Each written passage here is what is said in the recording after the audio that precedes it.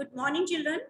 Today we will be studying about first law of motion, which is given by Newton from chapter 9. Newton's first law of motion states that if an object is at rest, it remains at rest, or if an object is in motion, it remains in motion unless some external force is applied to it. What do you mean by this definition? Suppose you have an object ball. It is stationary. It will be in a stationary position unless you apply a force on it, unless you kick to the ball. It will be at the stationary position. But if the object is moving, if you have given a force and the object is moving, it will remain in motion unless you stop it. Now the question arises, the question is coming in your mind that if you roll a ball, after some times the ball stops, even you are not stopping it. Why it is so? Yes, it is because of the frictional force. Because frictional force is opposing the motion. So, with these two examples, I think this definition is clear to all of you. If the object remains at rest, it will remain at rest, and if it is in motion, it will remain in motion unless some external force is applied to it. This first law of motion is also known as the law of inertia. Now, what is this inertia? This is a new term for you. It is the tendency of the body to remain in a state of rest or uniform motion, but till the time some force is applied to it.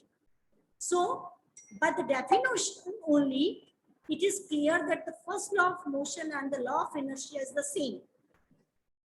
Right? Now, there you can just see one example, and you can do it at home also. You can take one tumbler. On the tumbler, you can place a cardboard, and on the cardboard, you put a coin, 5 rupees coin. When you flip the cardboard, you are making the cardboard in motion, but the coin is at rest. So when you flip the cardboard, what happens to the coin?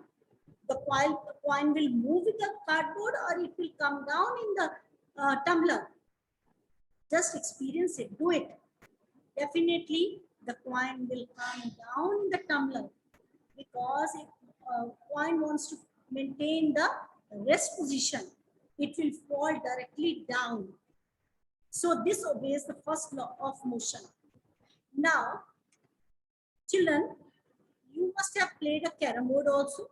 When you place all the coins in a vertical direction and you hit the lower dice, what happens? The lower dice only moves. All other coins falls in the vertical direction because they want to remain in the rest position. So this also obeys first law of motion.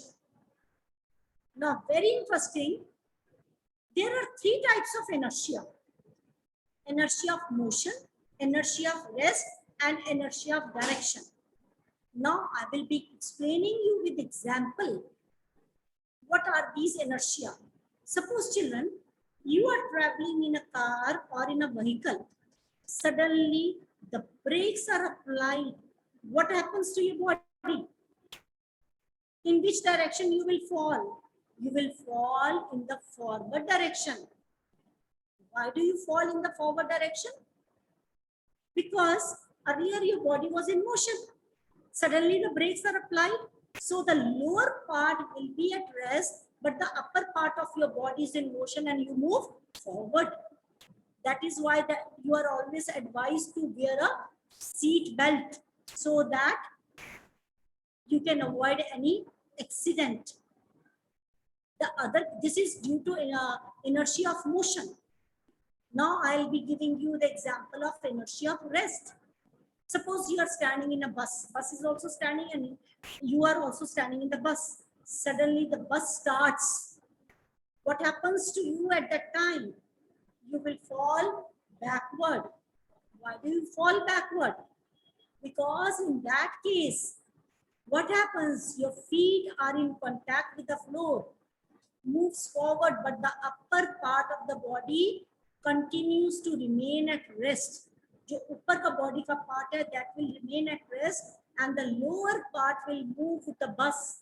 So you will fall in the backward direction, and that is due to inertia of rest. Now the third type of inertia is inertia of direction. That also you must have experienced when you are traveling in a car.